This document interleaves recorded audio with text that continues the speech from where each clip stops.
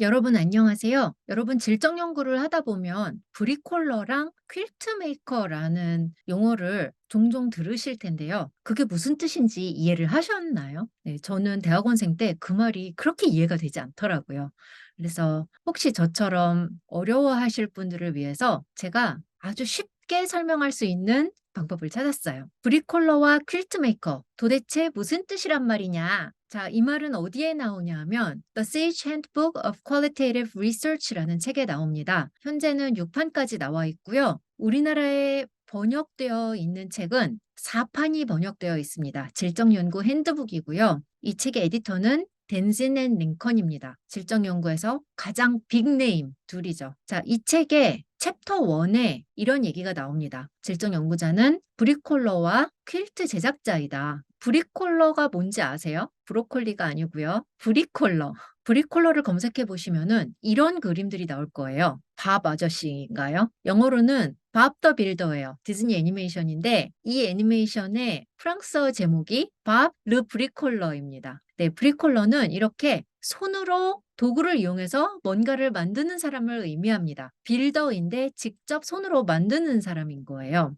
그런데 밥은 여기서 이제 우리가 일상적으로 사용하는 도구들을 사용을 하잖아요. 그런데 원래 브리콜러는 좀 고물상이랑 되게 비슷합니다. 고물상은 수집만 하는 사람인데 브리콜러는 이렇게 온갖 고물들을 이용해서 뭔가를 만드는 사람이에요. 피노키오를 만든 제페토 할아버지 있죠. 이 제페토 할아버지가 바로 브리콜러였습니다.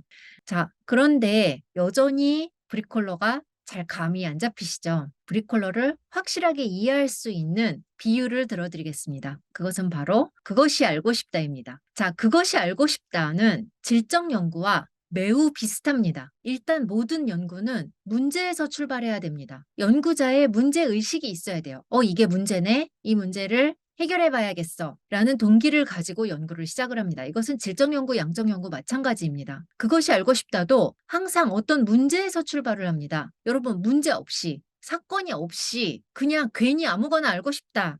그런 주제로 방송을 만들면 얼마나 지루하고 재미가 없겠어요. 그게 왜 재미가 없을까요? 의미가 없기 때문입니다. 필요 없는 걸 만든 거거든요. 연구도 마찬가지입니다. 여러분, 문제가 없이 그냥 괜히 아무거나 알고 싶다 해서 연구를 하시면 의미 없는 연구가 됩니다. 특히 질적 연구는 연구자의 문제의식이 굉장히 중요합니다. 이런 문제가 있네? 나 이거에 대해서 더 알고 싶어.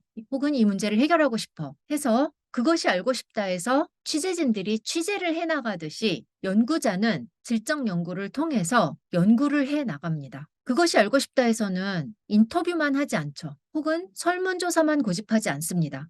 그 문제, 그 사건을 해결하기 위해서 사용할 수 있는 모든 합법적인 방법을 다 사용합니다. 논리적으로 필요한 자료들을 종류를 막론하고 다 수집합니다. 질적 연구도 마찬가지입니다. 양적 연구에서는 양적인 자료만 수집을 하지만 그리고 원래 계획된 대로 인터뷰만 한다든지 설문조사만 한다든지 실험만 한다든지 하지만 질적 연구에서는 문제를 파헤쳐 나가면서 그때그때 필요한 것들, 필요한 자료들을 수집을 하고 그 자료들을 수집할 때 필요한 도구들을 어떤 것이든 사용을 합니다. 필요에 따라서는 직접 만들어서 사용하기도 합니다. 왜냐? 우리의 목적은 그것을 아는 것이거든요. 문제를 해결하기 위한 것이거든요. 그것이 알고 싶다와 연구의 차이점은 뭐냐면 그것이 알고 싶다는 그 연구의 결과가 방송으로 나온다는 것이고요. 질적 연구자의 연구의 결과는 쓰여진 글, 즉 논문으로 나온다는 것입니다. 그것만이 차이점이고 나머지는 굉장히 비슷한 과정을 거친다고 보시면 되겠습니다. 자, 그것이 알고 싶다 해서 PD의 역할은 굉장히 중요합니다. PD가 일단 문제의식을 갖고 있어야 되고요. 어떤 자료를 수집할지 판단을 해야 되고요. 그 다음에 수집한 자료들을 엮어서 스토리를 만들어야 됩니다. 그리고 그 스토리를 나레이션 해야 되죠. 그 나레이션의 역할을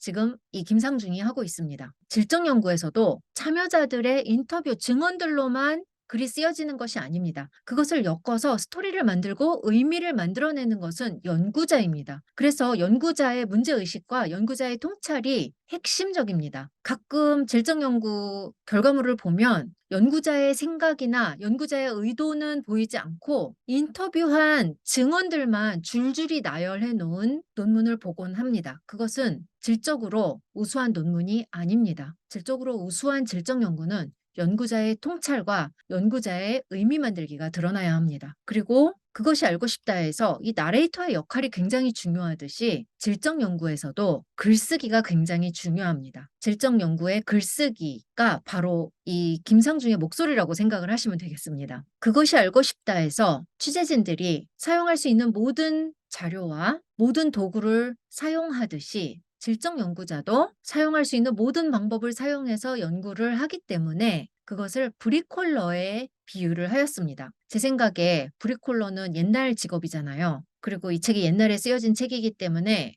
브리콜러라는 비유를 썼지만 현대에 이 책을 다시 쓴다면 질적 연구자는 그것이 알고 싶다의 PD와 같다라고 쓸 것 같습니다. 자, 그다음에 질적 연구자는 퀼트 메이커래요. 자, 퀼트가 뭔지는 아시죠? 여기 보이는 것처럼 여러 조각들을 이어 붙여서 만든 천입니다. 자, 그런데 왜 질적 연구자는 퀼트 메이커냐? 그것이 알고 싶다 해서 여러 가지 단서와 자료들을 수집을 합니다. 그런데 그냥 수집한 것을 있는 그대로 생으로 프레젠테이션 하지 않죠. 그 자료들을 이어 붙여서 의미를 만들어냅니다. 그것은 마치 퍼즐 조각들을 이어 붙이는 것과 비슷합니다. 그것을 누가 하냐? 연구자가 합니다. 읽는 사람이 하는 게 아니에요. 연구자가 연구자의 통찰로 단서들을 이어 붙여서 의미 있는 스토리를 만들어내는 것입니다. 바로 이 탐정이 하는 역할과 비슷하고요. 그것을 퀼트 메이커에 비유를 한 이유는 퀼트 메이커는 이렇게 조각조각들을 자신의 의도대로 이어 붙이기 때문입니다. 이렇게 이어 붙여서 하나의 커다란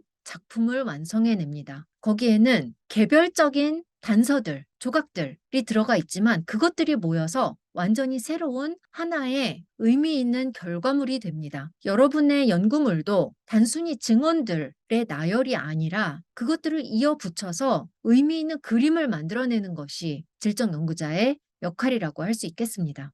그래서 질적 연구자를 퀼트 메이커라고 하는 것입니다. 여러분, 좀 이해가 되셨나요? 질적 연구자들은 연구를 하실 때 자신이 그것이 알고 싶다의 PD라고 생각을 하시고 연구를 한번 해보시기 바랍니다. 연구도 더 재미있어질 것이고 연구 방법에 있어서도 혹은 여러분들이 수집하는 자료에 있어서도 훨씬 더 자유로움을 느끼며 더 창의적인 방법과 자료들을 이용해서 의미 있는 결과물을 만들어낼 수 있을 것이라고 생각을 합니다. 여러분들에게 도움이 되었다면 구독과 좋아요 눌러주세요. 네, 구독과 좋아요 이거는 다른 유튜버들이 다 이렇게 말하더라고요. 그래서 저도 한번 해봤습니다.